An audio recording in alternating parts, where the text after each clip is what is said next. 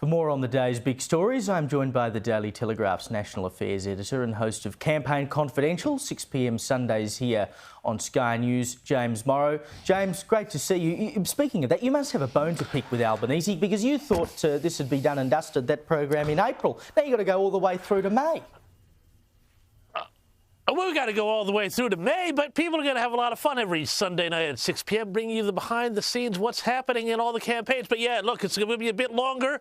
I reckon it's not going to be until after the budget, maybe that following weekend, that we get a call for either the 3rd or the 10th. Indeed. It's Champagne Telly on a Sunday. You're at 6, James and Danica at 7. I've got the Sunday Showdown at 8, Paul at 9, Royal Report at 10. It's well worth tuning in for. Now, the coalition's had fallen into a little bit of a hole this week. You had the Freshwater poll the other day showing a hit to their primary vote and Peter Dutton's net approval, of course, though I should note that hasn't really meant a resurgence for Labor. Cost of living and power prices certainly remain their Achilles heel. But you've written in the Telly today that there is one thing that Peter Dutton should be focusing on if he really wants to clinch this election.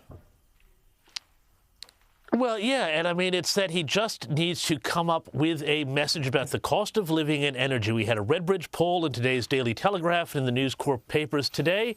It revealed that people blame Chris Bowen and Anthony Albanese for their high power prices. Now, you were speaking before, and they're speaking before about how the government is not even going to commit to lower prices now if they win a re-election in the next term, which is a far cry from the $275, which is now, completely gone with the wind. And instead, well, they're just going to hand us more of our own money back to make up for the high power prices we're experiencing. So Peter Dutton, he's running out of runway here. He needs to freeze on this issue. He needs to freeze Bowen, personalize it on Bowen, and Albanese say, these guys are making your life more expensive.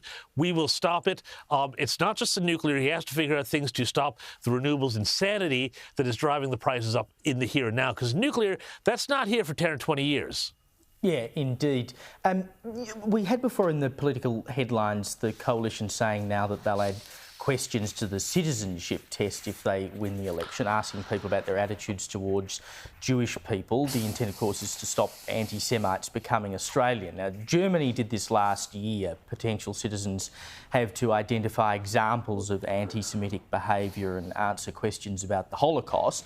I get what they're trying to do, James, but, surely if you want to become a citizen, you'll just lie on that question anyway, won't you?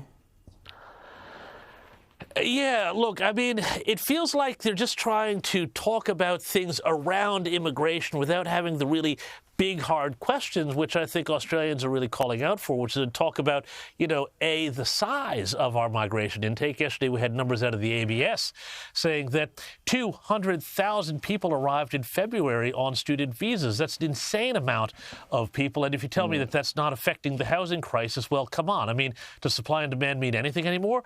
But beyond that, also, we need to have a talk about the composition of our migration intake and whether or not, certain people are suitable to come into the country because, they have attitudes that are not just anti-Jewish, but also anti-Western. And I don't think, we should have any truck with that. So Peter Dutton is, good on him for trying to talk about this. And, sure, it's fine as far as it goes. People will lie about it if they are anti-Semites and they're determined to come into Australia anyway. And I don't know quite how that gets enforced retrospectively. But, that having been said, we're going to need to see some more talk actually about what the actual size of our intake should be. And I think people in, the community would like it to be a lot lower than what people in either party would like it to be.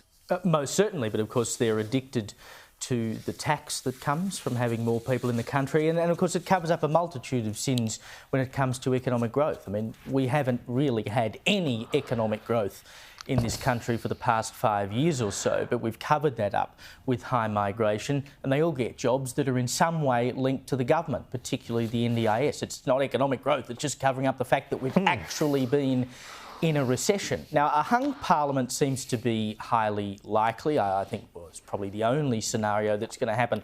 I can't see Labor being returned with a majority, and it would be a serious task for the coalition to be elected with a majority. But new polling that we've published here at Sky News shows that voters in teal seats want candidates to reveal which party they would support if that happens. Fair enough, but I suspect we're not going to see anything.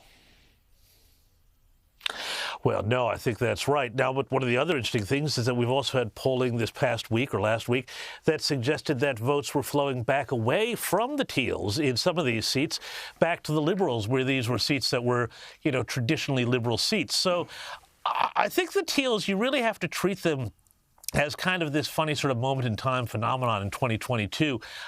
Some will stick around. Allegra Spender and Wentworth will be fine, I think, despite being against a very qualified candidate in Roe Knox.